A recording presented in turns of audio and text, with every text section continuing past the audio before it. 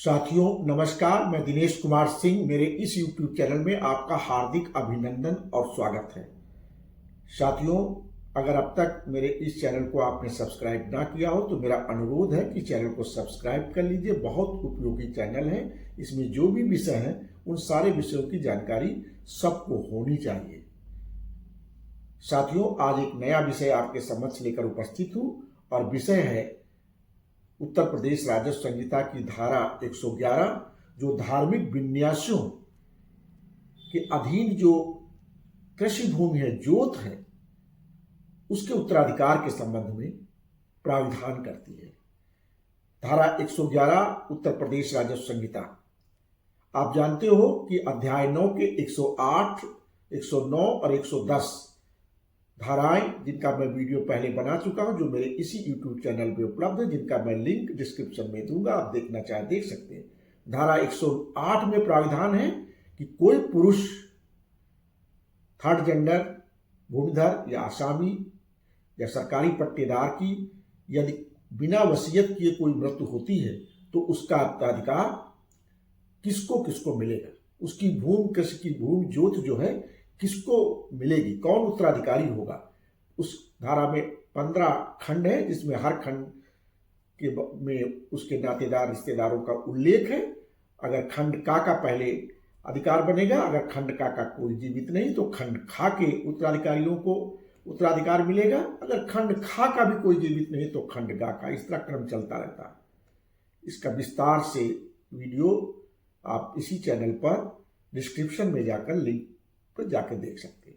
इसी तरह धारा 109 और 110 ये स्त्री उत्तराधिकार के संबंध में है। अगर कोई स्त्री जिसने वरासतन कोई भूमि प्राप्त की हो तो उस कृषि भूमि उसकी मृत्यु के बाद किसका उत्तराधिकार होगा, ये तय करती है, प्रावधान करती है। और धारा 110, वो स्त्री अगर कोई है और उसने भूमि वरासतन न प्राप्त की हो। इसी प्रकार धारा 110 स्त्री उत्तराधिकार के संबंध में, जिसमें उस स्त्री ने जमीन जो है जिसकी है उसके पास, वह भूमि वसीयत से प्राप्त की हो, बैनामे से प्राप्त की हो या हिब्बेनामे से, अर्थात वरासत से भिन्न अगर तरीके से उसे प्राप्त हुई है भूमि, तो इस भूमि का उत्तराधिकार धारा 110 में प्राविधान किया गया है कि किसको वह भूमि उसकी मृत्यु के उपरांत मिलेगी। साथियों, इस संबंध में मैंने डिटेल वीडियो बनाया है, जो मेरे इसी चैनल पर उपलब्ध है, जिसका लिंक मैं डिस्क्रिप्शन में दूंगा, जिसको आप देख सकते हैं। लेकिन आज हम इससे आगे धारा 111 उत्तर प्रदेश राजस्व संहिता की चर्चा करेंगे, जो देवस्थान, मठ, देवोत्तर संपत्ति, मुस्लिम वक्फ, इनके उत्तराधिकार के संबंध में चर्चा करती है।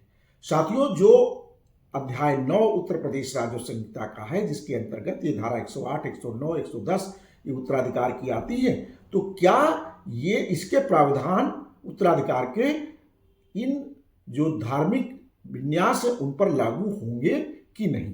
धारा 111 कहती है कि इस अध्याय में दी गई किसी बात का अर्थ किसी हिंदू देवस्थान, मठ या देवोत्तर संपत्ति या किसी मुस्लिम वक्फ जिसमें कोई जोत भी शामिल है, कृषि की भूमि जिसमें शामिल हो, के प्रबंधन न्यायगमन पर लागू नहीं समझा जाएगा और उस पर ऐसे पर्सनल लॉज या कस्टमरी लॉज उससे वो शासित होंगे जो उस समय पर लागू होती है। स्पष्ट बात कह दी गई है इस धारा में कि राजस्व संहिता के अध्याय 9 के उत्तराधिकार के प्राविधान धार्मिक विन्यासों पर लागू नहीं होंगे।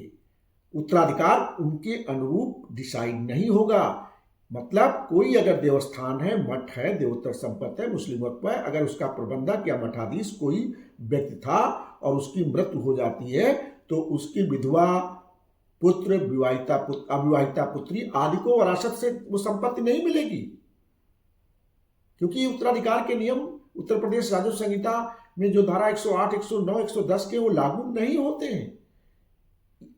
ऐसे मामलों में उत्तराधिकार का जो प्राविधान है वह यह है कि जो भी उस समय के उसके पर्सनल लॉज हो या कस्टमरी लॉज हो, उनसे वो शासित होगा, वहां से उत्तराधिकार डिसाइड होगा। आप सब जानते हो, मठ मठों और महंतों के अधिकांश मामलों में ट्रस्ट होते हैं और उनके दस्तावेज बने हुए होते हैं। उन दस्तावेजों में लिखा होता है उसके अनुसार तय होगा, या स्थानीय प्रथा जो है, लोकल कस्टमरी जो वहाँ पर लॉज हो उसके अनुसार, या जो परंपराएं हो उस मठ की, उस या देवस्थान की, उसके अनुसार तय होता है, उत्तराधिकारी का चयन होता है। अगर इस तरह उत्तराधिकारी के चयन में कोई विवाद होगा तो उसका निपटारा कैसे होगा? वो सिविल न्यायालय से तय होगा कि न कि राजस्व न्यायालय से तय होगा। तो अब आपने देखा कि उत्तर प्रदेश राजस्व संहिता के उत्तराधिकार के नियम देवस्थान, मठों, देवोत्तर संपत्ति, मुस्लिम वक्फ संपत्ति पर लागू नहीं है, बल्कि वहां पर कौन से नियम लागू होंगे? उत्तराधिकार तय कैसे होगा? वहां पर उत्तराधिकार पर्सनल लॉ से, लोकल कस्टमरी लॉ से, परंपराओं से और ट्रस्ट आदि के जो दस्तावेज में जो लिखा हुआ है उसके अनुरूप तय होंगे। अगर विवाद होगा तो फिर क्या होगा? सिविल न्यायालय से तय होगा। साथियों, ये बड़ा महत्वपूर्ण विषय था, इसकी जानकारी सबको होनी चाहिए, जिससे इस प्रकार के विवाद अगर आपके आसपास उत्पन्न होते हैं तो आपको कानून की जानकारी रहे कि कैसे ये विवाद हल होते हैं। बहुत बहुत धन्यवाद। पूरा अनुरोध है कि चैनल सब्सक्राइब ना किया हो तो सब्सक्राइब कर लें, वीडियोस को शेयर करते रहें, फॉलो करते रहें और पसंद आए तो उनको लाइक भी करते रहें। मैं इसके लिए आपका आभारी हूँगा। धन्यवाद।